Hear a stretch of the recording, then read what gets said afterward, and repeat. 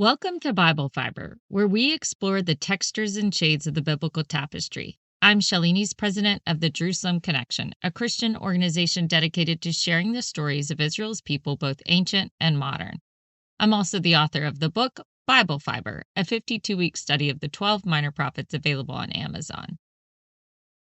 This week's Torah portion covers Exodus 35:1 to 40:38.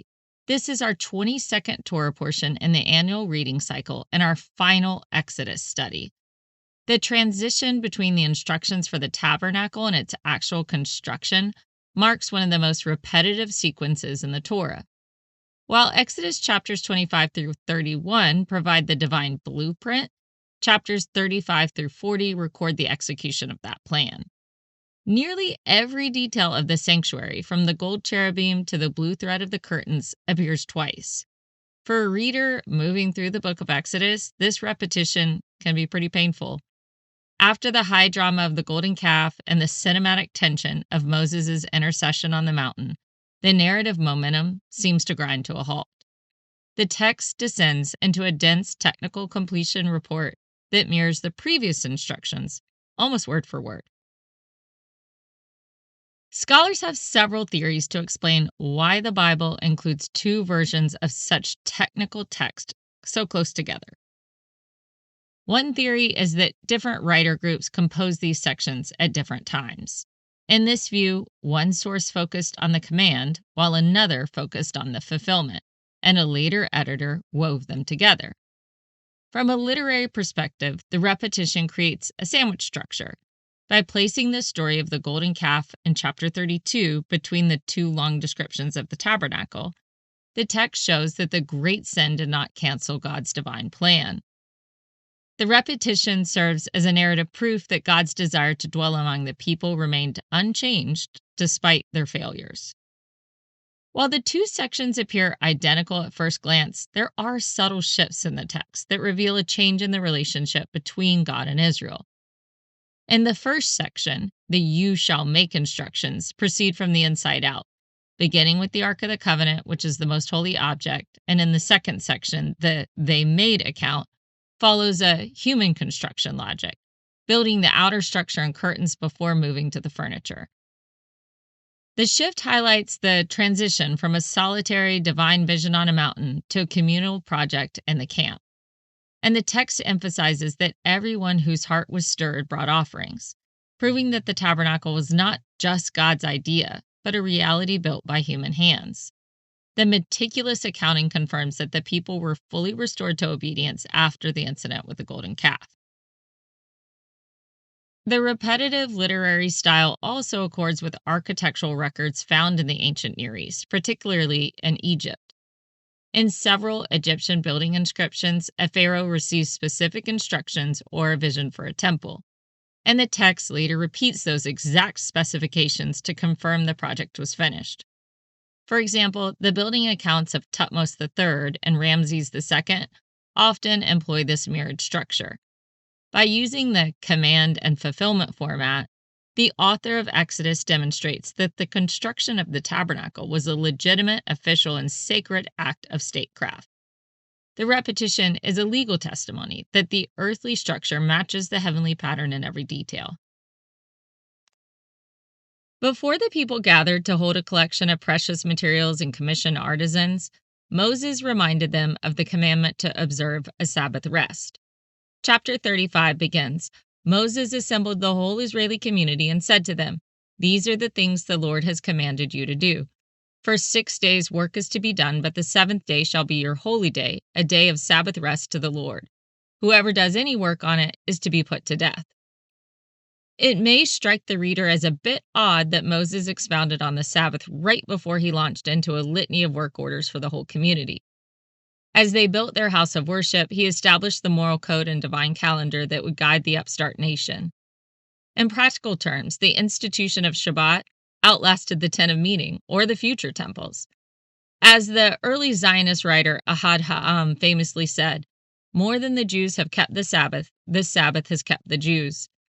At Sinai, the Israelites were commanded to remember the Sabbath, indicating that Sabbath observance was already known as one of the primordial truths of their forefathers' religion. They were familiar with the concept, even as slaves. Before the command was etched on the stone tablets 6 weeks out of Egypt, they were instructed to gather a double portion of manna on Friday so as not to desecrate the seventh day. This is the Bible's nonchalant way of first introducing functional prohibitions to protect the day of rest. The Sabbath also shaped Israel into a more humane nation than its contemporaries. Its moral laws continued to evolve regarding human rights, but from the start, Sabbath extended to slaves, foreigners in its midst, and work animals. Sabbath foreshadowed the jubilee humanity sought. According to the rabbis, the seventh day provided a glimpse of the world to come where we are all free from the struggle of life and free to worship on a higher order. As the Israelites grew as a nation, the Sabbath was one of the main ways God set them apart from the surrounding peoples and forged a fraternal bond of difference. The major prophet Ezekiel, in a word from the Lord, writes, "I gave them my Sabbaths to be a sign between them and me, that they might not know that I am the Lord that sanctifies them." Ezekiel lived out the end of his prophetic career in exile, where keeping the Sabbath came at a price. When Nehemiah and Ezra returned to the covenant land and rebuilt their holy city and house of worship, they understood that the Sabbath had to be reinforced. They were relentless protectors of the Sabbath laws. Nehemiah went so far as to close the city gates to prevent outside commerce. That meant every Sabbath, the city of God's people withdrew from the world. Today, with no standing temple in Jerusalem, the Sabbath table has assumed an even greater sanctity. The Sabbath candles, bread, wine, and ritual washing all represent the elements that were once part of the holy sanctuary. The Sabbath table has become a form of the altar in the temple. The rabbis say that the Sabbath is the temple in time rather than space, and therefore every Jew on Sabbath is likened to a priest entering the Holy of Holies. One cannot speak of the meaning of Sabbath in the Jewish experience without referencing the late Rabbi Abraham Heschel's book, The Sabbath. What C.S. Lewis's Mere Christianity is to our own faith, Heschel's The Sabbath is to Jewish people. Every line of that transformative book is worthy of quoting, and it would be an injustice to anyone listening to this not to share a few of the many Heschel quotes. Heschel wrote, "The meaning of the Sabbath is to celebrate time rather than space. 6 days a week we live under the tyranny of things of space. On the Sabbath we try to become attuned to holiness in time. It is a day on which we are called upon to share in what is eternal in time, to turn the results of creation to the mystery of creation, from the world of creation to the creation of the world." Heschel adds, 6 days a week we wrestle with the world, wringing profit from the earth. On the Sabbath we especially care for the seed of eternity planted in the soul. The world has our hands, but our soul belongs to someone else. And lastly, Heschel also wrote, "He who wants to enter the holiness of the day must first lay down the profanity of clattering commerce, of being yoked to toil. He must go away from the screech of dissonant days, from the nervousness and fury of acquisitiveness, and the betrayal and embezzling his own life. He must say farewell to manual work and learn to understand that the world has already been created and will survive without the help of man." The idea that the Sabbath is not merely a Jewish ritual but a foundational principle of the universe begins in the first pages of the Bible. In the creation account, the seventh day is the only part of the world that God calls holy. Genesis 2 records that God finished his work and then rested, blessing and sanctifying the day. Because the Sabbath event happens long before the call of Abraham or the Exodus from Egypt, many Christians believe that the Sabbath is a creation ordinance, a command from God that applies to all of humanity, not just for one specific nation.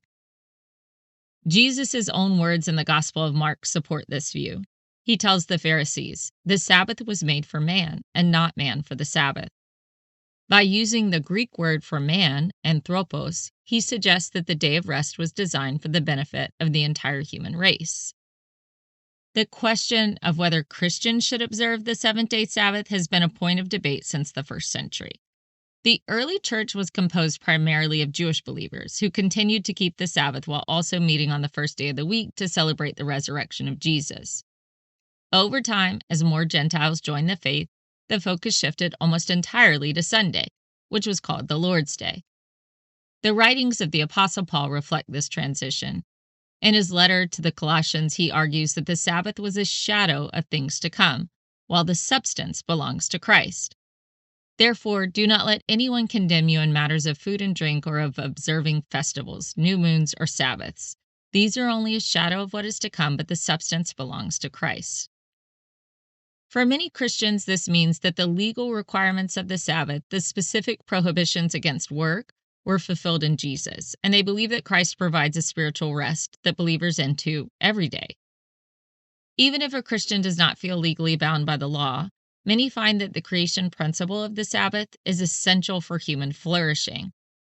Just as the Israelites needed a rhythm of rest to stay humane in a world of toil, Christians find that setting aside a temple and time is life-giving for their personal spiritual lives and their family liturgy. Lately, I have been hearing more and more about Christians who are discovering the principles of the Sabbath for themselves and finding a lot of joy in it. I would love to hear from listeners about what that looks like to you. And I'm happy to share the practices as well as my family has been engaging in to honor the Sabbath for the last 20 years. Join me next week for our first dip into the book of Leviticus, and I hope Bible Fiber can be of use to you if in 2026 you're committed to going deeper into God's Word and reading with discipline and regularity. If you'd like to get the study questions that go with this episode, visit our website and sign up for the newsletter at jerusalemconnection.us. Shabbat Shalom and Am Israel Chai.